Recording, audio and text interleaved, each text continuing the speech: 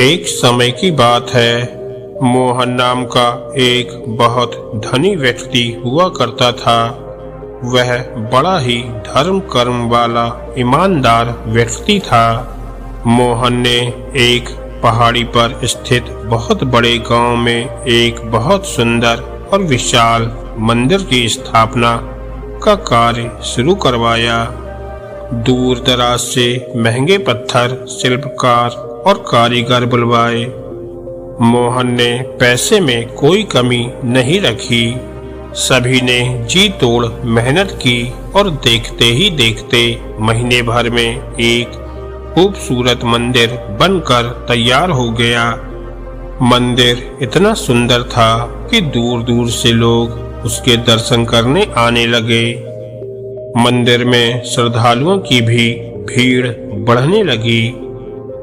मोहन मंदिर से कुछ दूर एक मकान की छत पर खड़ा होकर देखता कि इन श्रद्धालुओं के लिए रहने खाने की व्यवस्था करवाई जानी चाहिए।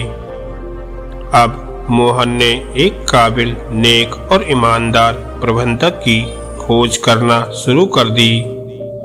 मोहन ने मंदिर की दीवार पर बड़ा सा इश्तिहार लगा दिया। अब उस इश्तिहार की मदद से बहुत से लोग मोहन के पास प्रबंधक के काम के लिए आने लगे। सभी यह सोचकर मोहन के पास नौकरी के लिए आने लगे कि मंदिर बहुत बड़ा और सुंदर है, पैसा भी अच्छा मिलेगा। मोहन एक एक करके सबसे मिला लेकिन संतुष्ट न हुआ। हालांकि कई बहुत अच्छे व कुशल प्रबंधक थे, लेकिन मोहन ने एक एक करके हर किसी को प्रबंधक का काम देने से मना कर दिया। लोग भी चिड़चिड़ाकर मोहन को पागल कहने लगे और मन ही मन न जाने क्या क्या बकते और गालियां भी देते। मोहन पर इन सब का कोई फर्क नहीं पड़ रहा था। उसका ध्यान बस एक ऐसा प्रबंधक खोजना था जो एक सही प्रबंधक की भूमिका निभाते हुए मंदिर की जिम्मेदारियों को बाखूबी अपने कंधे पर उठा सके और श्रद्धालुओं की सेवा कर सके। एक दिन मोहन ऐसे ही मकान की छत पर बैठे टकटकी लगाए मंदिर की तरफ निहारे जा रहा था। रोज की तरह श्रद्धालु मंदिर के दर्शन हेतु पहुंच रहे थे। उनमें से एक लंबे लंबे उलझे बालों वाला, मैले फटे कपड़े और ऊपर से कंबल लिए एक भिखारी, जिसके दूसरे कंधे पर एक छोटी सी गठरी थी, वो भी उस भीड़ में न जाने क्या गुनगुनाते हुए मंदिर की ओर बढ़ा चला आ रहा था। मोहन की नजर बस उस भिखारी पर ही टिक गई। कुछ देर भिखारी को देखने के बाद मोहन तुरंत खड़े हुए और तेजी से मंदिर की ओर भागे। मोहन श्रद्धालुओं से उलझते टकराते हुए जैसे तैसे उस भिखारी तक पहुँचे और उस भिखारी से हाँफते हुए बोले, मुझे इस मंदिर के लिए एक योग्य प्रबंधक की आवश्यकता है। क्या तुम इस मंदिर के लिए प्रबंधक का काम करोगे? ये सुनकर भिखारी के रोंगटे खड़े हो गए। भिखारी को तो कुछ समझ नहीं आ रहा था कि ये क्या हो रहा है और वो मोहन को क्या जवाब दे। भिखारी कुछ देर मन ही मन तर्क वितर्क करने के बाद कांपती आवाज में बोला, अरे मालिक, आप ये क्या बोल रहे हो? भला मैं एक भिखारी, निर्बुद्धि, अनपढ़ इतनी बड़ी जिम्मेदारी कैसे संभाल सकता हूँ? मैंने क्या, मेरे पूर्वजों ने भी कभी ऐसा काम न किया होगा। मुझे कोई तजुर्बा तक नहीं है इतने बड़े काम का। क्षमा करना मालिक, लेकिन आपको तो एक से बढ़कर एक प्रबंधक मिल जाएंगे, तो फिर मुझे क्यों चुन रहे हो इस महान एवं जिम्मेदाराना काम के लिए? अब इस पर मोहन मुस्कुराकर भावुकता भरे अंदाज में बोला, हाँ, कई कुशल लोग मेरे पास प्रबंधक के काम के लिए आए तो थे, लेकिन मैं उनसे संतुष्ट नहीं था, क्योंकि मुझे पढ़ा लिखा कुशल प्रबंधक अपितु एक योग्य व ईमानदार व्यक्ति चाहिए था। क्योंकि शुरू में जब मुझे प्रबंधक की आवश्यकता हुई, तब एक योग्य व्यक्ति की खोज मेरे लिए एक चुनौती थी।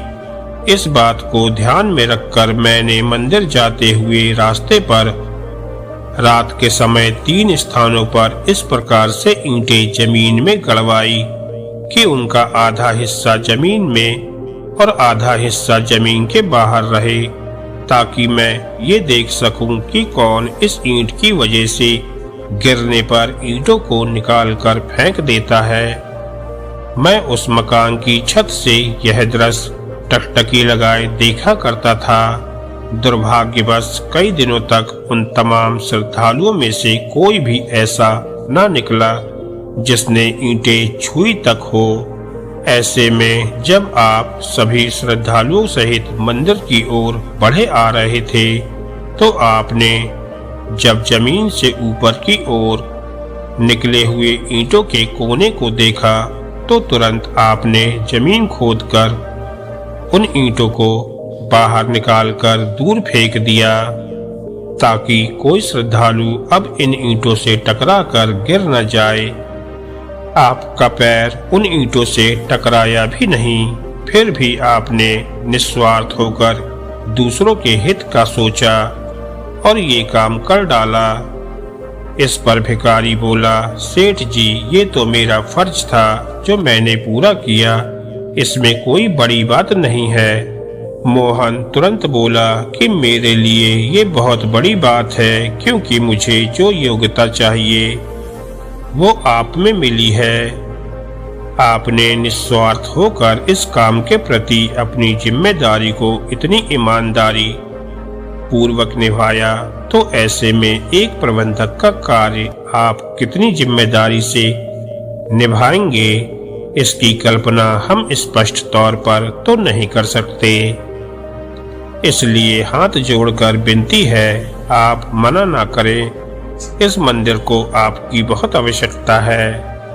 मोहन के हाथ जोड़ते ही भिखारी ने तुरंत ही मोहन का हाथ पकड़ लिया और बोला, बस मालिक, बस कृपया आप यूं हाथ जोड़कर मुझ तुझ को शर्मिंदा ना करें। आप बहुत बड़े सेठ हैं, वह अपनी गरिमा को बनाए रखें। इतना बोलते ही भिखारी की आंखों से आंसू बह निकले और वह बोला, आप बहुत नेक दिल इंसान हो, वरना मुझ भिखारी से आज तक किसी साधारण मनुष्य ने भी मुझसे इतने सम्मान पूर्वक बात नहीं की।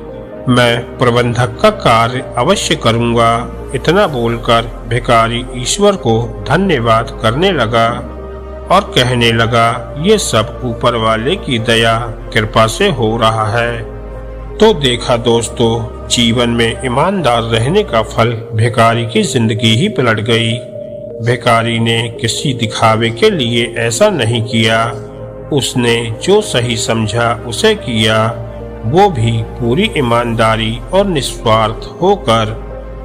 तब जाकर उसको ईश्वर ने इतना खूबसूरत तोहफा दिया, क्योंकि कोई देखे ना देखे, लेकिन ईश्वर की नजरें आप पर 24 घंटे टिकी हुई हैं।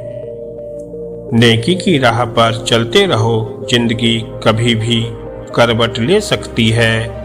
यकीन मानो ईश्वर कृपा बरसाने के लिए ही बैठे हैं। बस आप निस्वार्थ होकर ईमानदारी के रास्ते पर चलना तो शुरू करो। आज नहीं तो कल जीवन में सकारात्मक बदलाव देखने को जरूर मिलेंगे। हालांकि बहुत मुश्किल और कठिनाइयों भरा होता है ये रास्ता, लेकिन ईश्वर पर भरोसा रखो, वो आपके संयम व हौसलों को परख रहे हैं और आपको हर परीक्षा में सफल होना है। हौसला और हिम्मत कभी नहीं खोना, वक्त एक दिन जरूर बदलेगा।